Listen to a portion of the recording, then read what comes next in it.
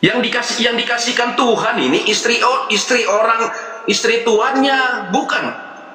Suara kamu di mute, suara kamu nggak ada.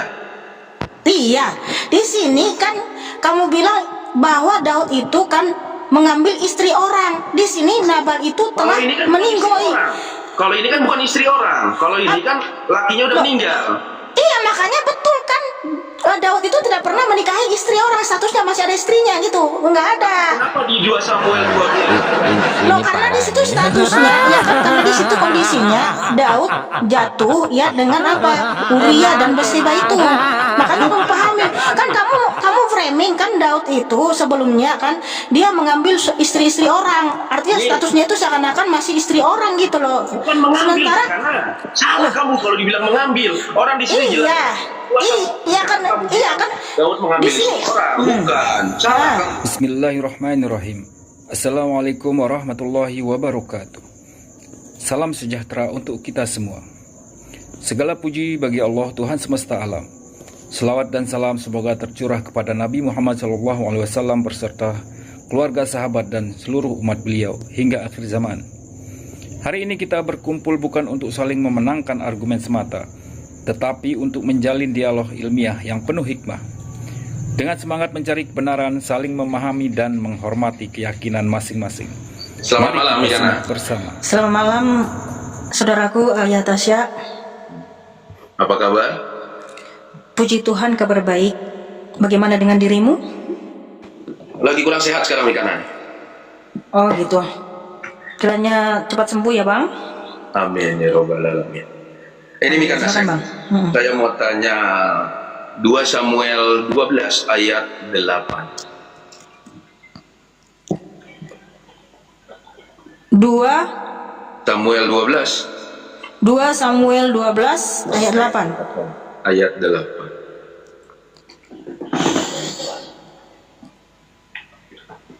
Abang bisa bacakan? Coba Mikana lah baca. Oke. Telah kuberikan isi rumah tuanmu kepadamu dan istri-istri tuanmu ke dalam pangkuanmu. Aku telah memberikan kepadamu kaum Israel dan Yehuda, dan seandainya itu belum cukup, tentu kutambahkan lagi ini dan itu kepadamu. Apa maksud dari sini? Ntar dulu ya. Saya baca dulu dalam terjemahan ILT 3 ya. Dan aku telah memberikan kepadamu rumah tuanmu serta istri-istri tuanmu ke dalam pangkuanmu, dan aku telah memberikan keluarga Israel dan Yehuda, dan jika masih terlalu sedikit maka aku dapat menambahkan kepadamu hal ini dan itu. Apa maksudnya? Oh, kita ini dulu nih baca dari ayat pertama ya, supaya kita tahu nih. Iya. Jadi apakah Tuhan ngasih istri orang dikasih Dengar orang dulu sebentar, sabar. Ya. Lanjutkan. Saya tunggu. 2 Samuel 12. Nathan menegur Daud. Silakan. Tuhan, Saya tahu saja Nathan itu yang diurapi, saya tahu, tapi di akhir kalimat nanti saya sudah baca dari awal sampai yang terakhir pun saya sudah baca. Tapi tidak ketemu tetap Mikana. Di situ buktinya bahwa misalnya Kristen nih satu istri itu tidak cukup sebenarnya. Silakan kamu simpulkan dulu. Saya sudah belajar dari awal sampai akhirnya tentang 2 Samuel 12. ya, Silakan. iya, maksudmu di sini bagaimana? Maksudmu di sini gimana? Maksudmu gimana? Ya kan ajaran Kristen kan nikah cuma cukup satu kali kan, tidak boleh bercerai kan. Tapi bertentangan dengan Bible, dengan kitab ini, dengan ayat ini bertentangan. Sedangkan ini firman Tuhan, berarti orang Kristen melawan firman Tuhan, benar tidak? Oke, jadi gini, memang betul kalau dalam iman Kristen itu bahwa hanya boleh ada satu suami dan satu istri. Ya, karena waktu penciptaan itu kan di Kejadian 2 hanya ada satu Adam dan satu Hawa. Makanya itulah ketetapan Tuhan Yesus sejak semula bahwa pernikahan itu monogami ya. Makanya Tuhan Yesus Kristus itu menciptakan satu Hawa dan satu Adam. Oke, yang Jadi saya tanyakan. sebentar dulu. Jadi gini, ya. Tuhan Yesus itu tidak pernah menyuruh ya boleh kamu nikahi 2, 3, 4, 5, 6, 7, enggak ada, ya. Tetapi di sini kan Tuhan Yesus Kristus itu mengizinkan ya. Karena apa? Waktu itu raja-raja, ya kan? Kalau nabi istrinya satu, ya. Bukan Kalau diizinkan, tapi diberikan. Bukan diizinkan, diberikan. ya Coba karena lihat. itu, iya, atas dasar apa? Karena keinginan hatinya Daud kan, iya kan? Nah, Jadi jadi menentang Tuhan, menentang firman Tuhan. Daud Di sini- ini menentang firman Tuhan. iya, karena waktu itu, ya memang betul waktu itu, ya mereka itu ada banyak istri. Tetapi kan Tuhan mengizinkan itu. Karena apa? Karena mereka itu menginginkan begini begitu. Bukan berarti secara eksplisit Tuhan Yesus Kristus mengajarkan harus banyak istri. Enggak. Jangan kamu, karena Tuhan itu enggak mungkin ya Berarti kamu menyuruh. dengan 2 Samuel. Karena gini, karena Daud itu kan udah banyak istrinya. Itulah kenapa Tuhan mengatakan seperti itu. Tapi kan Tuhan Yesus tidak pernah menyuruh Daud itu untuk menikahi 2, 3, 5, 6, 10. Enggak. Oke. Tapi kenapa Daud ini diurapi? Ya karena Tuhan Yesus itu tidak bisa mengingkari janjinya. Dia akan mengurapi ya keturunan Daud. Karena waktu itu kan Daud itu kan belum menikah. Iya, pada Waktu diurapi. Loh, waktu saya tanya sama kamu, waktu Daud itu diurapi ya sama Tuhan yang melalui Nabi Samuel, emangnya Daud di situ udah menikah? Kan belum. Jadi kan Tuhan tidak bisa menyangkali firman-Nya, tidak bisa menarik hukumnya, nggak bisa menarik urapannya karena dia sudah mengurapi. Makanya Tuhan mengizinkan. Namun ketika Daud ini kan di sini Daud itu ditegur sama Nabi Nathan karena Daud ini menyusun strategi yang sangat inilah ya, sangat keji lah. Karena dia mengambil istri Uria dengan cara membuat Uria berperang dan dia membuat Uria ini di depan supaya dia ini meninggoy agar dia bisa bebas ngapain sih istrinya Betseba gitu. Begini. Jadi kan ini kan istri orang yang diberikan. Berarti Tuhan pengen ya istri orang diberikan.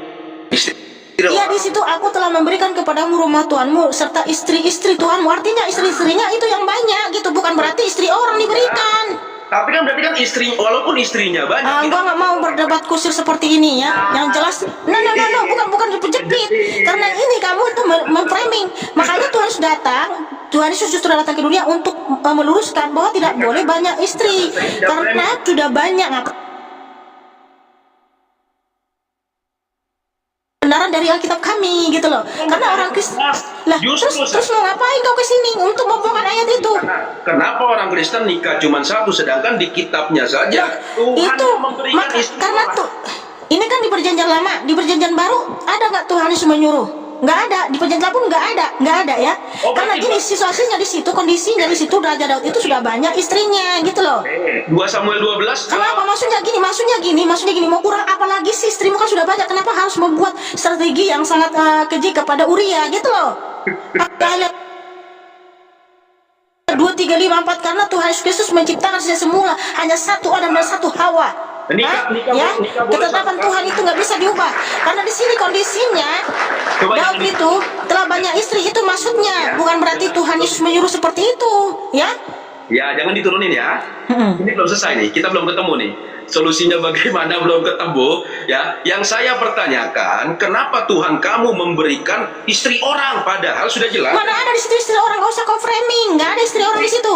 Istri Tuhanmu, Tuhan itu orang apa binatang? Loh, istri-istri Tuhanmu artinya Daud itu udah ada istri gitu loh, ya, bukan berarti istri orang. Bukan. Tuhan kamu itu orang apa istrinya binatang? Coba saya tanya. Istri-istri Tuhanmu di situ artinya Daud itu tuannya. Aduh Tuhan. Masa istri Daud dikasih sama Daud lagi? Tuhan. Gimana ceritanya? Coba. Oh alah. Baca, coba dibaca 2 Samuel 12 ayat 8. Saya sudah baca sebenarnya. Karena gini ya, itu Raja Daud itu bukan mengambil istri orang karena waktu ya mungkin ya, karena gini ada kan istri ini sudah janda, makanya yang dimana itu diambil sama Daud gitu. Begitu maksudnya, bukan berarti masih statusnya ada ini. Gini aja. Begini ya, karena bunyi. Ini aja tunjukkan dalam Alkitab di mana Raja Daud mengambil istri orang. Tunjukkan saja gini aja, tunjukkan dalilnya di mana Daud mengambil istri orang. Justru istrinya Daud itu Mikal yang anak Saul malah diberikan kepada orang lain. Paham? Aduh Tuhan Yesus. Ya. Saya baca nih ya. Jangan kabur ya. 2 Samuel 2 ayat 8. Loh, lalap itu aja tadi. 2 Samuel 2 ayat 8 itu tadi kan udah dibacakan. Ayat 8 yang berbunyi, telah kuberikan isi rumah tuanmu, isi rumahnya tuannya nih, kepada Daud nih, kepadamu, dan istri-istri tuanmu di dalam kepangkuanmu. Iya, ini senjata buat framing ini boleh ini apa? Aku telah memberikan kepadamu kaum Israel dan Yehuda. Dan seandainya itu belum cukup, tentu ku tambah lagi ini dan itu kepadamu. Sudah. Itu maksudnya ya, kamu mau kurang apa lagi gitu loh. Karena apa? Ya kan? Yang ada ya, memang ada yang janda, ya udah janda, itu memang diambil sama Daud. Loh, di mana keterangannya? kamu baca sebelumnya, kamu baca sebelumnya. Baca dari pertama tidak ada. Kamu baca sebelumnya. Ya, coba sebutkan ayatnya, sebutkan ayatnya. Oke, ntar dulu ya, kita cari dulu. Jangan kamu lari-lari, Mikana. Orang pertanyaan cuma itu doang kok. Nih, orang Kristen jangan bingung nanti ya. Kasihan nanti nih. Mikana jangan sampai salah kamu, nanti orang-orang Kristen takutnya mualaf. Apa? Oh no. No. Saya nggak akan pernah murtad dari Tuhan Yesus ya. Kamu harus benar. Ini adalah firman Tuhan. Kamu harus benar-benar jawabnya. Ya, Mikana. Baru kamu kena. Baru kamu kena. Sebenarnya sih sudah asal debat sama saya, kamu selalu kabur-kabur, Mikana. Selalu kabur-kabur. Cuman inilah mungkin, makanya saya sudah pesan jangan kamu turunin saya. Kalau saya saya nggak bakal turun karena saya jauh dari HP. Kalau saya sampai turun dari kobal ini berarti saya diturunkan.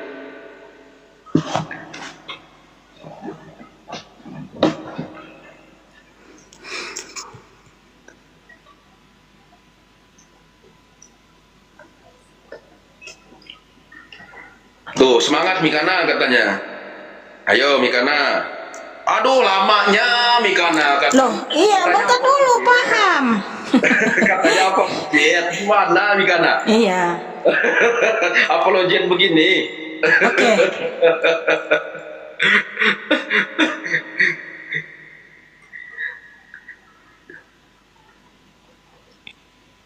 Oke ya, Abigail dari Karmel, istri kedua Daud. Istri kedua Raja Daud adalah Abigail ya, wanita Karmelit. Di mana ini dia sudah janda ya. Itu betul. 1 Samuel 25 ayat 39 sampai 42. Namun Raja Daud bukanlah suami pertamanya. 1 Samuel 25 ayat 3 dan 37 memberitahu kita bahwa ia sebenarnya adalah istri orang lain sebelum ia menikah dengan Raja Daud. Nah makanya ya, jadi bagaimana Raja Daud dan Abigail bertemu? 1 Samuel 25 ayat 9 sampai 13 menyatakan bahwa hamba-hamba Raja Daud mendengar Nabal suami Abigail dengan bodohnya memberikan wanginya. Oke, 1 Samuel 25 ayat 9 sampai 13 di situ ada kisah tentang Abigail dan suaminya yang bernama Nabal. Ya, Nabal ini dia meninggal dulu baru ya menjadi istri Daud. Itu dia jadi janda, bukan istri statusnya istri orang. Kamu jangan framing ini. Katanya saya akan baca 1 Samuel 25 ayat 9 sampai 13. Berapa? 1 Samuel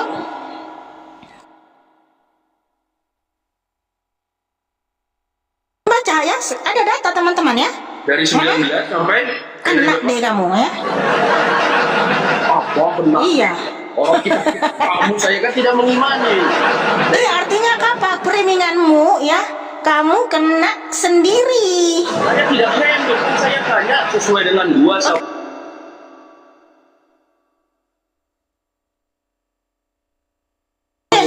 Iya. Bagaimana ia bertemu ya? Ini kalau kamu mau baca satu pasal ini. 1:9 ketika orang-orang Daud sampai ke sana kepada mereka, kemudian mereka menanti, bukankah ini Daud yang dinyanyikan orang secara balas-balasan sambil menari-nari, demikian Saul mengalami apa ini? Oke. Di situ kan Daud berlaksa-laksa, apa maksudnya? Oke, langsung to the point. Oke, bentar. 1 Samuel 25 ayat 39 sampai 40. Iya, baca teman ya. Oke. Oke, ini. Ya, baca ya, kena kamu. Samuel 25 ayat. Oh, 1 Samuel 25 ayat 39 sampai 40. Di situ Abigail itu janda, bukan istri orang. Sampai 1 Samuel 25 ayat 39 sampai 40, baca. ayat 40. Sebentar ya, saya buka dulu, sabar.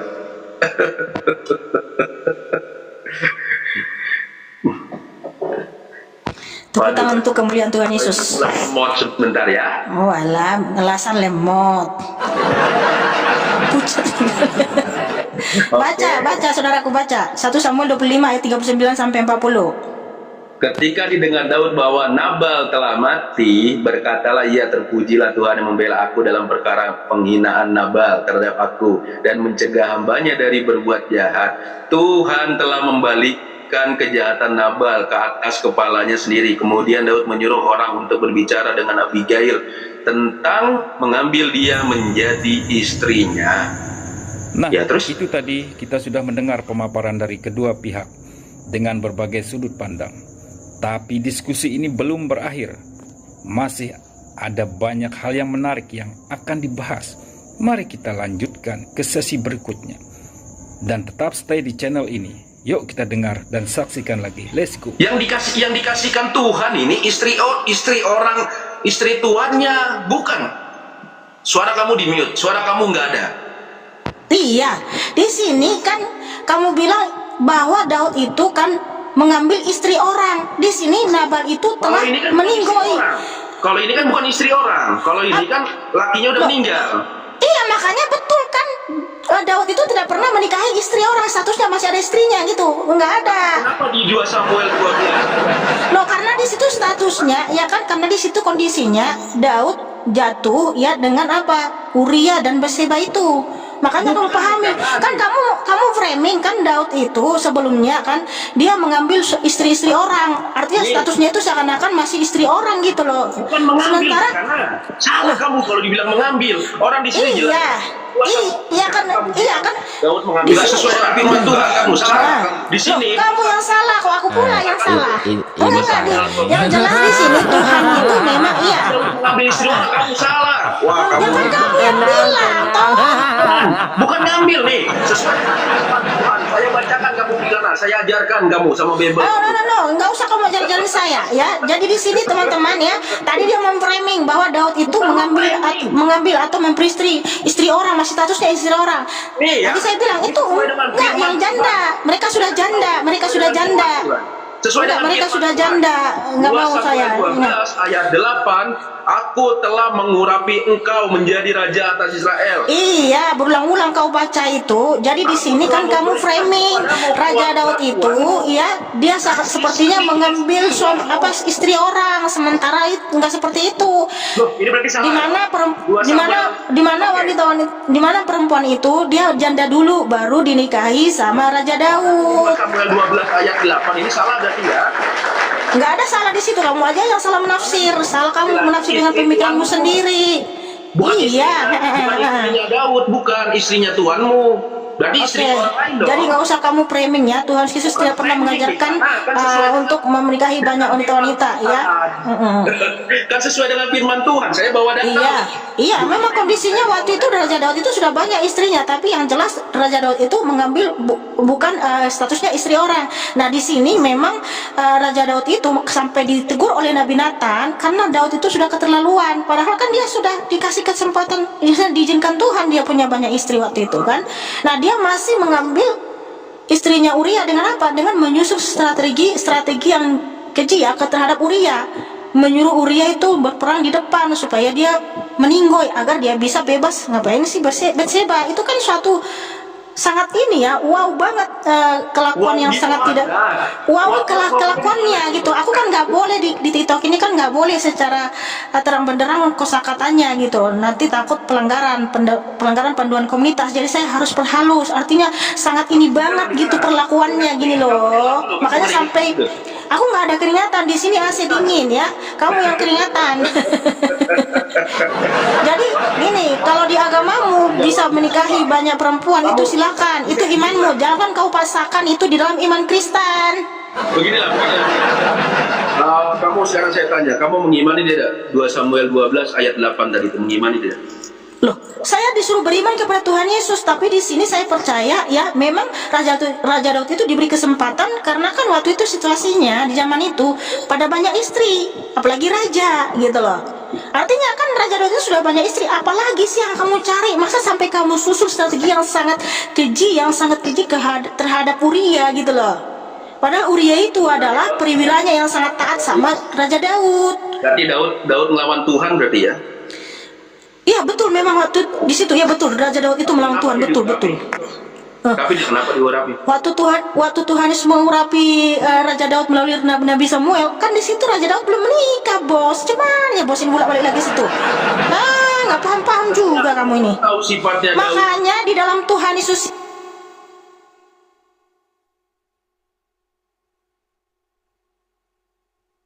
comot ayat. Itu kan saya. Justru kamu yang comot-comot ayat, saudaraku yang terhormat, makanya bacalah sungguh-sungguh secara komprehensif ya. Betul, Raja Daud itu melakukan kesalahan ya yang sangat fatal, yaitu dengan menyusun strategi yang keji terhadap Uria ya. Itu strategi yang ngapik.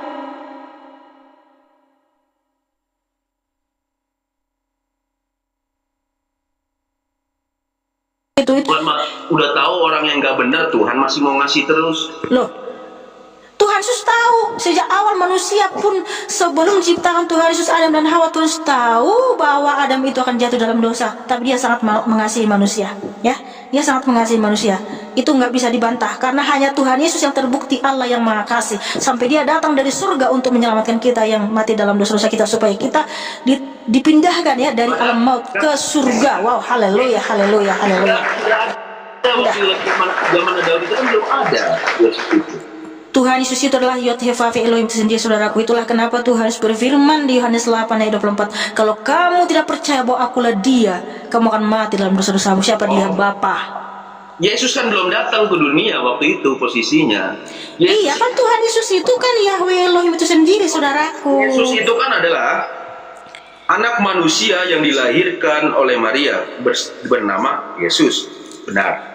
Tuhan Yesus itu adalah Yod-Heh-Vav Elohim sendiri yang datang ke dunia melalui Bunda Maria. Makanya Tuhan Yesus berfirman di Yohanes 8 ayat 24, kalau kamu tidak percaya bahwa akulah dia, kamu akan mati dalam dosa-dosamu ya. Yang berhubungan dengan dosa, yang bisa menyelesaikan dosa itu kan hanya Tuhan Sang Pencipta. Kamu ngomong kayak gini, saya tanya ayat yang lain. Galatia 3 nomor 13. Silakan kamu buka. Nah itu dia nih ya. Makanya saudaraku yang terhormat ayat Tasya, kalau membaca kitab itu yang lengkap gitu loh ya. Galatia 3. Berarti pas Yesus datang ke dunia, bahwa itulah memang Tuhan ya. Pas dia setelah dilahirkan sama Maria, Tuhan ya. Bukan. Nah, kamu saudaraku tolong ya, saya itu menghormati kamu, bukan berarti kamu seenaknya di sini untuk menggunakan disi-disi yang ini ya. Nah, makanya saya bingung. Gak usah. Yang bagaimana? Sebentar dulu, sabar dulu ya. Oke. Galatia 3 ayat 13. Kristus telah menebus kita dari kutuk hukum Taurat dengan jalan menjadi kutuk karena kita, sebab ada tertulis, ingat nih. Sebab ada tertulis, terkutuklah orang yang digantung pada kayu salib. Yesus Kristus telah membuat ini supaya di dalam dia berkat Abraham sampai kepada bangsa-bangsa lain, sehingga oleh iman kita menerima roh yang telah dijanjikan itu. Itu belum sampai pertanyaan. Nah, jadi di situ. Pertanyaanmu apa? Silakan pertanyaanmu dulu. Iya, apa pertanyaanmu? Kan kamu kan tadi kamu bilang bahwa Yesus itu ada Yod-Heh-Vav. Pas dia datang ke dunia, berarti kan dia mengandung Yod-Heh-Vav itu juga kan? Pas dia disalib itu kan, ya? Bukan mengandung, dia memang tetap Tuhan. Oke, tetap Tuhan. Jadi Yesus itu yang berbentuk daging kan, pada mulanya adalah Firman. Firman itu telah menjadi daging. Firman itu adalah Allah, kan katanya seperti itu. Oke, saya ikut. Ketika dia sudah disalib, waktu itu disalibkan mati, apa yang mati itu Tuhannya atau manusianya menurut? Oke, jadi Alkitab berkata di 1 Korintus 11 ayat 26 sampai 28 ya, bahwa yang mati itu adalah Tuhan. Karena kita ditebus dengan tubuh dan darah Tuhan, bukan darah manusia ya.